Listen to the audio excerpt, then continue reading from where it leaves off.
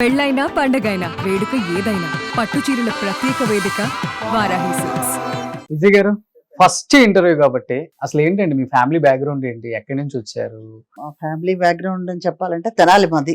గుమ్మడి గారికి distant relation. మా father ఓ మన యాక్టర్ గుమ్మడి గారు. గుమ్మడి గారు ఉన్నారు. ఓకే. మా ఫాదర్ కి బాగా క్లోజ్. ఓకే కొంచెం దూరం బంధువు అట. ఓకే. ఏమవుతారు మీకు? ఆ, మా నాన్నగారికే కజిన్ బ్రదర్ లాగా ఆయన అట. కొంచెం డిస్టెన్స్, చాలా క్లోజ్ రిలేషన్ కాదు. ఆ తర్వాత నాగభూషణం గారు బాగా క్లోజ్ నాన్నగారికి. యాక్టర్ నాగభూషణం గారు. అలా ఆయన తెనాలి వచ్చినప్పుడు అన్నారనమాట నాన్నగారు, అమ్మాయి డాన్స్ నేర్చుకుంటూ ఉంది, చాలా ఇంట్రెస్ట్గా ఉంది ఫిల్మ్స్ చేయాలని, కానీ ఏదైనా అవకాశాలు దొరుకుతాయని నాన్నగారు అడిగారు గుమ్మడి నాగభూషణం గారిని. అప్పుడు అడిగితే అమ్మాయికి ఏమైనా డ్రామాల అనుభవం ఉందా ఏంటి అని అడిగారు ఆయన. లేదు అలా ఏం లేదు, స్కూల్కే వెళ్తూ ఉంటుంది అని చెప్పారు.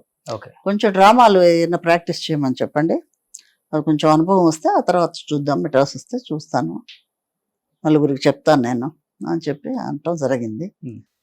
ఇక ఆ తర్వాత అక్కడ స్కూల్లో డ్రామాలు అవి ఇవి, బయట డ్రామాలు అలా వేయటం, అలా కొంచెం ప్రాక్టీస్ చేయటం అది జరిగింది. ఆ తర్వాత ఒకసారి మెడ్రాస్ నాన్నగారు నేను వచ్చామన్నమాట.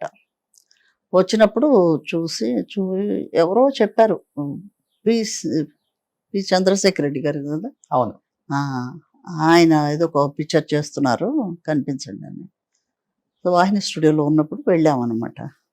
వెళ్తే ఆయన చూసి, ఏదో ఒక క్యారెక్టర్ ఉంది, చిన్న క్యారెక్టర్, అది ఆయన కూడా మంచి కాంబినేషను కృష్ణ గారు వాణిశ్రీ గారితో అని చెప్పి అప్పుడు ఇల్లు వెళ్ళాలి అయింది.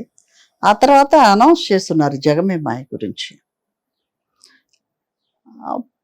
ఎవరో చెప్పారనమాట, మీరు కొత్త పిక్చర్ తీస్తున్నారు కొత్త వాళ్ళతో, పూర్ణచంద్రరావు గారిని కలవండి.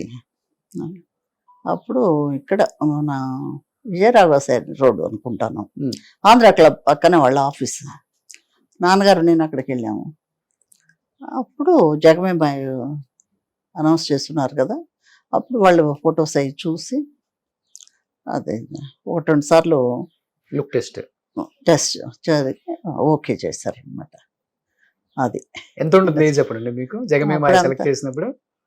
17 అంతే, 18 అంతే, అందుకంటే ఎక్కువ లేదు. ఓకే. సో వాళ్ళు కూడా కొత్త వాళ్ళే కదా అప్పుడు? అందరూ కొత్త వాళ్ళే. మోహన్ గారు, గిరిబాబు గారు కూడా కొత్త వాళ్ళే. అవును అవును, నలుగురు కొత్త వాళ్ళమే. ఇంకొక అమ్మాయి పేరేంటి, సునందిని. ఆ అమ్మాయి, ఆమె ఏం చేస్తున్నారు ఇప్పుడు? లేరు పాపం, she no more. Okay. So ఒక్కసారిగా చాలా భారం అనిపించిందా హీరోయిన్ క్యారెక్టర్ అనగానే? భయం వేసేసింది. భయం వేసింది. అది ఏంటి, మనకు ఏమి తెలియదు కదా. పాపం బాగా చాలా ఎంకరేజ్ చేసి అందరితో, అంటే కొత్త వాళ్ళం కదా అందరము. ఇప్పుడు పెద్దవాళ్ళు ఎవరన్నా పక్కన పెద్ద ఆర్టిస్ట్ ఉంటే భయం వేసేది, అలా కాదు, నలుగురం కొత్త వాళ్ళమే కాబట్టి బాగున్నది. బాగా అందరికి చాలా ఫ్రీడమ్ అందరికి. ఓకే. వెళ్ళటం ఎక్కడికి కూర్గు తీసుకెళ్లారు. ఓకే. అక్కడ షూటింగ్ పగలంతా వాళ్ళు ఒక విధమైన వర్క్ చేసేవాళ్ళు, సాయంత్రం 5 అయితే నా వర్క్ వచ్చేది, ఒక గోస్ట్ క్యారెక్టర్. ఓకే. గిరిబాబు నేను. ఓకే.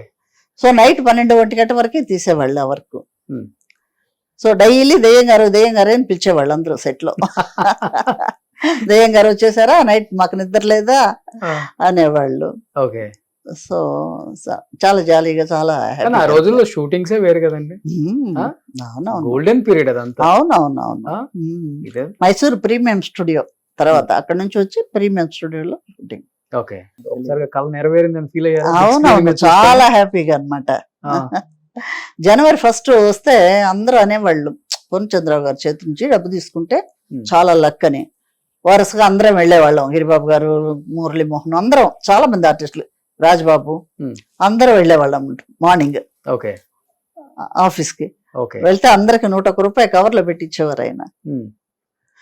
చాలా సంతోషం. అక్కడే టిఫిన్ కాఫీ అంతా అయిన తర్వాత అందరికి ఇచ్చి బ్లెస్ చేసి పంపించేవారు. ఆయన సినిమాలే అసలు వేరే స్టైల్. చాలా మంచి మనిషి. చాలా మందికి లైఫ్ కూడా ఇచ్చారు. ఓహో, ఓకే. ఎన్ని సినిమాలు సూపర్ డూపర్ హిట్స్. అవునవును, ఒక బ్రాండ్ ఆయన. ఆహా, అప్పుల్లో. అప్పట్లో ఓకే ఓకే. కానీ నాన్నగారి కోరిక నెరవేరిందని ఫీల్ అయిపోయారా ఫస్ట్ సినిమాతో, లేకపోతే ఇక అంతే కదా, ఒక్కొక్కటి వెంట వెంటనే అవి ఇవి రావటం. తర్వాత తమిళ్లో ఒక పిక్చర్ వచ్చింది, KR Vijay daughter character. KR Vijay and Gemini, అదొక పిక్చర్, చాలా మంచి క్యారెక్టర్, శివకుమార్ కాంబినేషను. ఓకే. అంటే అదర్ లాంగ్వేజ్ లో, తమిళ్ మనకు తెలియదు అప్పట్లో, సరిగా రాదు, ఏదో ఒక లెవెల్ కదా. సో అది ఒక మంచి క్యారెక్టర్, చాలా హ్యాపీగా ఉన్నది అది. ఏం చేస్తుంటారు నాన్నగారు? నాన్నగారు ఫిల్మ్ ఫైనాన్స్ చేసేవాళ్ళు ఆ రోజుల్లో. అవునా? ఓకే. సో డిస్ట్రిబ్యూటర్స్ లాగా ఫైనాన్స్ ఓన్లీ ఫైనాన్స్ డిస్ట్రిబ్యూషన్ కాదు, ఓకే, జస్ట్ ఫైనాన్స్. ఇంకా నాన్నగారు ఫైనాన్స్ చేసే ప్రతి సినిమాకి మిమ్మల్ని మంచి క్యారెక్టర్. అట్లా అని కాదు, దానికి దీనికి అసలు లింక్ పెట్టేవాళ్ళే కాదు నాన్న, ఏదో అలా. సో మీరైతే ఇప్పుడు గుమ్మడి గారు సపోర్ట్ తో ఇండస్ట్రీకి వచ్చారా, లేదా నాగభూషణం గారు సపోర్ట్ తో ఇండస్ట్రీకి వచ్చారా? సపోర్ట్ ఏం కాదు, జస్ట్ మాటలే సాగినాయి, ఎవరు సపోర్ట్ అనేది కాదు. చెప్పడం, అడ్వైస్ చేయటం నాగభూషణం గారు బాగా అడ్వైస్ చేశారు. ఓకే. గుమ్మడి గారు సరేగా చూద్దాము, ముందు చదవని ఈ అమ్మాయిని అని చెప్పారు అనమాట. తర్వాత రండి మెడ్రాస్ అని చెప్పి నాన్నగారితో చెప్పారు గుమ్మడి గారు. బట్ కొంచెం బాగా ఎంకరేజ్ చేసిన మనిషి నాగభూషణం గారు. ఓకే. ఏం చదువుకున్నారు విజయ్ గారు మీరు? నేను స్కూల్ ఫైనల్ అండి, ఆ తర్వాత ఇటు వచ్చేసాం కదా ఇండస్ట్రీకి. చాలా చిన్న ఏజ్ లో అప్పుడు మాక్సిమం మీ టైంలో ఉన్న హీరోయిన్స్ అందరూ 15-16 ఇండస్ట్రీకి వచ్చిన. అవునవును అవును, వయసుకు మించిన క్యారెక్టర్లు చేశారు. అవును అవును. మీరు కూడా నాకు తెలిసి డ్రామాలలో 20 వయసు ఉన్నప్పుడు 40 వయసు పెద్ద ఏజ్డ్ క్యారెక్టర్స్ చేస్తాం. కానీ మీకు సపరేట్ ఫ్యాన్ బేస్ ఉండేదంట అప్పుల్లో డ్రామాలకి. విజయ్ గారు డ్రామాలో ఒక క్యారెక్టర్ వేస్తున్నారు అంటే ఆడియన్స్ అలర్ట్ అయ్యి కూర్చునే వాళ్ళంట. ఉన్నది అప్పట్లో ఉన్నది. ఎందుకో తెలియదు కానీ, అంటే క్యారెక్టర్ మీరు అన్నట్లు ఆ ఏజ్ కి తగిన క్యారెక్టర్స్ కాదు, చాలా ఏజ్డ్ క్యారెక్టర్స్ చేశాను నేను. తర్వాత మేకప్ తీసి వచ్చిన తర్వాత ఒకసారి అనౌన్స్ చేశారు, ప్రైజ్ వచ్చింది ఆ క్యారెక్టర్కి, మంచి ప్రైజ్ ఇచ్చారు, ఫస్ట్ బెస్ట్ హీరోయిన్ అని చెప్పేసి. నేను వెళ్ళాను స్టేజ్ మీద తీసుకుంటాను. అమ్మ మీరు కాదమ్మా, ఆ క్యారెక్టర్ పేరు చెప్పి ఆమెను రమ్మనండి, ఎందుకంటే ఏజ్డ్ క్యారెక్టర్. ఓకే. ఇది పారిజాతం అనేదో లాయరు డాక్టర్. మీకు ఎలా తెలిసింది ఇవన్నీ, ఎలా ఎంక్వైరీ చేశారు? సో అది చాలా మంచి డ్రామా, అది మంచి పేరు వచ్చింది. ఓకే. బట్ మీరు ఒక్కలేనండి, ఎంతమంది మొత్తం మీరు ఫ్యామిలీ? ముగ్గురం అండి మేము, అక్క, నేను, తమ్ముడు. ఓకే. సో అక్కగారు కూడా ఇండస్ట్రీనా? అయ్యో లేదు, ఫ్యామిలీ.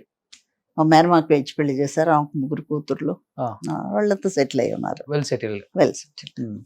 సో తమ్ముడినా?